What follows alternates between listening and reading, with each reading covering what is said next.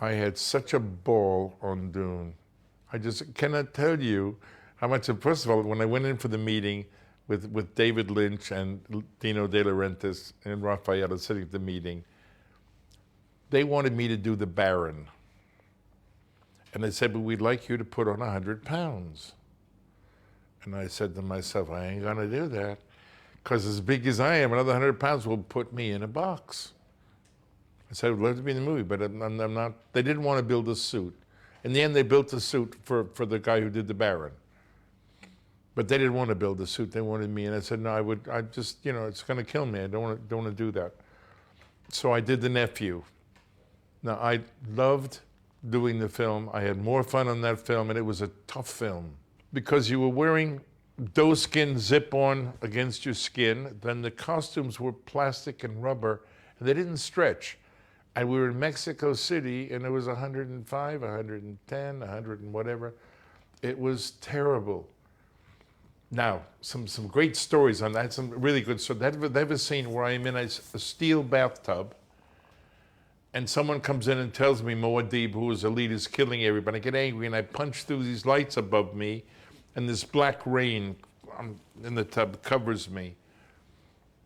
We get ready to shoot it, and Kit West, who's won an Oscar for special effects, probably the best in the world, Kit sent a letter to Raphael De Laurentiis saying, myself and my crew, am not going to shoot this scene because there's a chance that he will get electrocuted, that something can go wrong, because he's in a metal tub, and the way this thing is set up, there's no guarantee that he will not be seriously hurt, and we're not going to do it. And they didn't do it. She didn't know about it. They told her, and she said, we take the scene out. Now, they were all going off to the desert. They found a place in Juarez to shoot some of the scenes, and the sand was like in Beau Geste. The sand runs like water. You know, the sand dunes with it.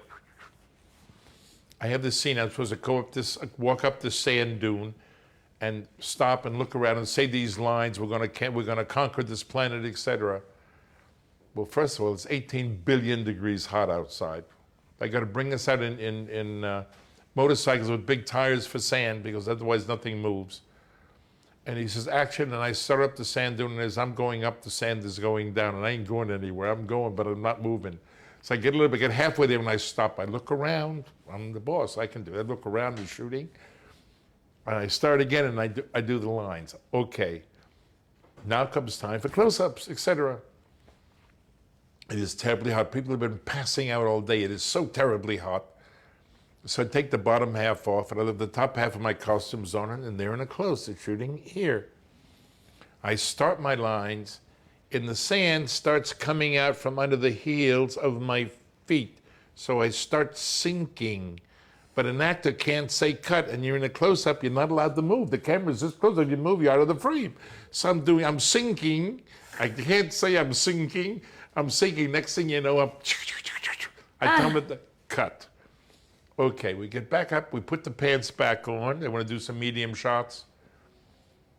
And I suddenly feel like I'm going to vomit and go to the bathroom in my pants at the same time. I know I'm going out. I don't want to pass out. There's no, people have been passing all day. It's terrible. I hit the deck, and the Time Life photographer from Time Life magazine was on the set, and I heard his motorized Nikon going click, click, click, click, click, and I said, I will be damned if I let that bastard stick my paper in time to look, passed out on the sand. I'm getting up. I got up. So it went through your head. Funny things go through your head. I got up, and we filmed it, and everything was fine. But the whole thing was my fault, because I said to David Lynch, David, they're all going to the desert. How come I'm not going to the desert? You guys are filming this. I'm not going. The crew said, Paul, you don't want to go. You don't want to go. Don't go. You won't. David, how come I'm not going to the desert? Okay. Now I understood afterwards why you didn't want to go to the desert. Now I'm doing another scene in the movie. And I go in to see my uncle. I said, David, the scene in the spaceship, when I go down the car, is very empty. Shouldn't we do something? He said, let me think about it. 2 days later, he comes back, Simon Judy, he said, Paul, what can you do with a cow? I said, a cow? I said, yeah, what can you do with the cow? I can milk him. I can carry him. I don't know what you do with a cow. Something. He said, don't worry, you'll have a cow. A cow? What are you doing with a cow? Okay. I come to the set. There is a full-grown, dead, frozen cow hanging upside down on chains, and there are midgets pushing him with a stick. And his head is wrapped in a bandage, and his tongue is hanging out, this dead cow. He said, now what can you do with a cow? I said, geez, what can you do with a cow? You don't do with the cow. I said, I can always take out his tongue and eat it. He said, you got it. I said, what? He said, you got it. Calling the special effects guy. They take out the cow's tongue. They chip out the teeth. The cow is dead. It's frozen, upside down. They take out his tongue. They take a plastic sleeve. They cook the tongue. They said, how do you like the tongue? I said, sweet and sour. If I have to eat it, I might as well like it. They cook the tongue, and they stick it inside of this plastic sleeve. The end is blocked off. And they stick the whole thing in the cow's mouth. So I come walking down the car, I see the cow. I hit a midget and knock him into the trough. I put my hand in the cow, and I tear out the tongue. And I walk in to see my uncle eating this tongue. It's disgusting. But David has a very strange head. David Lynch, I love him, very strange. We had 5 full units with 5 directors shooting full time for 6 months. We had 3 kitchens. We had an American kitchen and chef. We had a Spanish cook and chef, and we had an Italian cook and chef. So you could eat, and there were 5 full crews. You got to feed them somewhere. And we took the whole studio, took the whole of Churubusco studio. One more quick story, and I will leave Dune. We fly in to Mexico City, and we're invited. We fly in on a Friday, and on Sunday there's a pool party. And everybody's there. Most of the actors there, and all the crew, and all the big shots, and so forth and so on. And I walk in, and I walk up to Rafaela, and Rafaela said, you think you were going to like working at the De Laurentiis? I said, yes. She said, you think you might like to work with us again? I said, yes. She said, throw that lady in the pool. I look over, there's a lady dressed to the tens, alligator shoes, watch, dressed beautifully, blonde hair coiffed. I walked over, I said, excuse me, but you and I are going in the pool. So if you want to get rid of your shoes, went, ah!